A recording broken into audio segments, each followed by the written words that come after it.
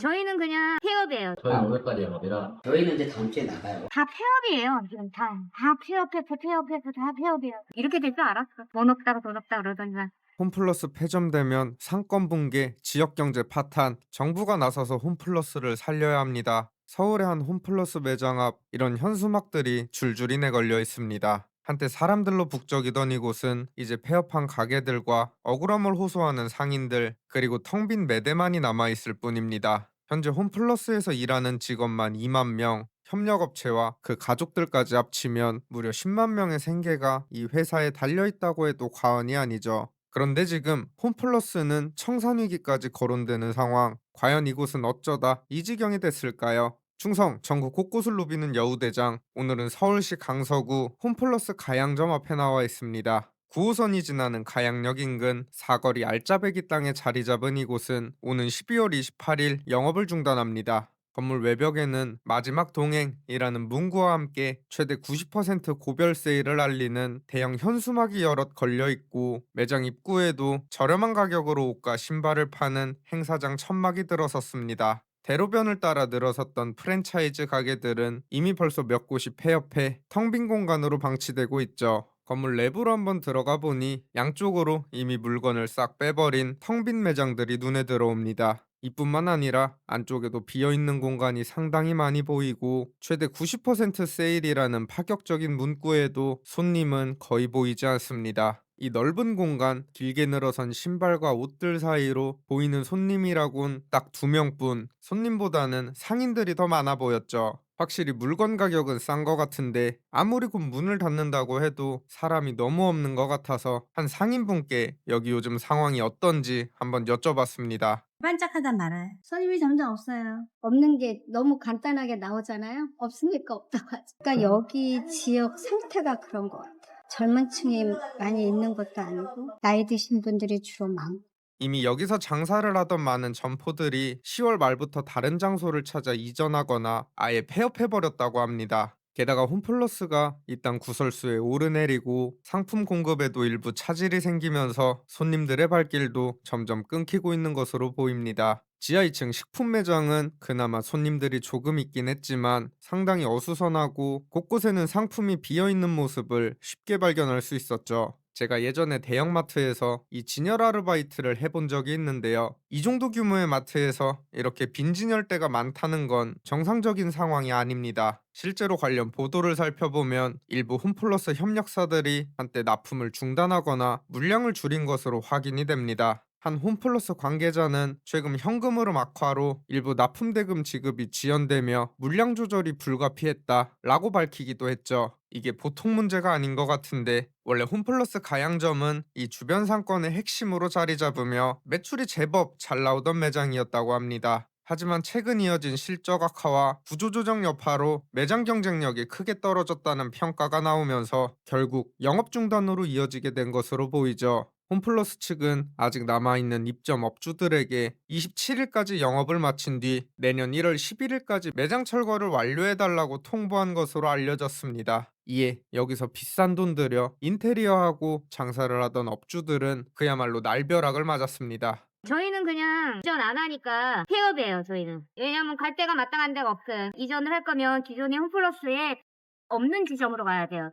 동종 업종이 있으면 안 되니까. 근데 엔간한 데는 다 들어가 있으니까 갈 데가 없어요, 어차피. 그럼 이제 다른 업종으로 변환해서라도 가라 그러는데, 예를 들어 다른 업종 변환하면 새로 그 투자하는 비용도 만만치 않고, 내가 쌓아온 노하우, 10몇 년 쌓아온 노하우를 새로 완전히 처음부터 해야 되는데 그게 말이 되지가 않죠. 그러니까 결국 나가라는 소리밖에 안 되는 거죠, 결국. 그러니까 제시는 하지만 선택은 니네가 해라. 근데 결국 선택할 게 없어요.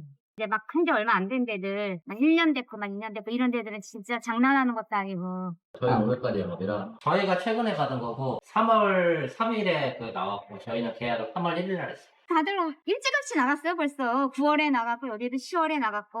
왜냐면 차라리 다른 데 제대로 된 데 알아보겠다고 다들 빨리 그냥 틀고 나갔어요. 그나마 여기서 장사를 오랫동안 해오신 분들은 그래 이 정도 했으면 됐지 하는 마음으로 체념을 하셨다고 하지만, 진짜 문제는 올해 초 여기 새롭게 들어온 업주들입니다. 이분들에겐 준비할 시간도 투자금을 회수할 여유도 없이 갑작스럽게 하늘이 무너져 버린 셈이죠. 억울함과 분노가 고스란히 쌓일 수밖에 없습니다. 이런 현실 속에서 일부 상인들은 소송까지 검토했지만 만약 홈플러스가 폐생이나 파산 절차에 들어갈 경우 보증금조차 돌려받지 못할 수 있다는 걱정에 결국 대부분은 퇴점에 합의한 채 홈플러스와 협상을 진행 중이라고 합니다. 그리고 여기 상인들뿐만 아니라 여기서 일하던 홈플러스 직원들 역시 불안한 마음을 감출 수 없다고 합니다. 홈플러스에 직접 고용된 직원만 2만 명, 또 직간접적으로 연관된 거래처와 그 가족들까지 생각하면 10만 명의 생계와 연결되어 있습니다. 이에 홈플러스 노조는 건물 주변으로 현수막을 둘러치고 고강도 투쟁에 들어갔습니다. 대형마트 홈플러스가 문을 닫으면 상권이 붕괴되고 지역 경제가 파탄나니 정부가 나서서 홈플러스를 살려야 한다는 게 이들의 입장입니다. 정부 개입을 촉구하는 서명운동까지 하고 있는 모습이죠. 게다가 노조는 용산 대통령실 앞에서 기자회견을 열고 정부 개입을 촉구하는 시위에 나섰습니다. 또 지난 11월 8일부터는 마트노조 홈플러스 지부 지도부 3명이 무려 27일간 단식 농성을 벌였고 이 과정에서 2명이 병원으로 이송되기까지 했죠. 하지만 홈플러스의 문제가 근본적으로 해결되지 않는 한 이 상황이 극적으로 좋아지긴 힘들어 보입니다. 그렇다면 한때 국내 대형마트 2위였던 홈플러스는 대체 왜 이 지경이 됐을까요? 시작은 2015년으로 거슬러 올라갑니다. 당시 영국 유통기업 테스코가 급전이 필요해 홈플러스를 매물로 내놓았고 이를 국내 1위 사모펀드 운용사 MBK 파트너스가 7조 2천억 원 규모에 사들였습니다. 그런데 여기서 문제의 씨앗이 된 건 이 인수 방식이었죠.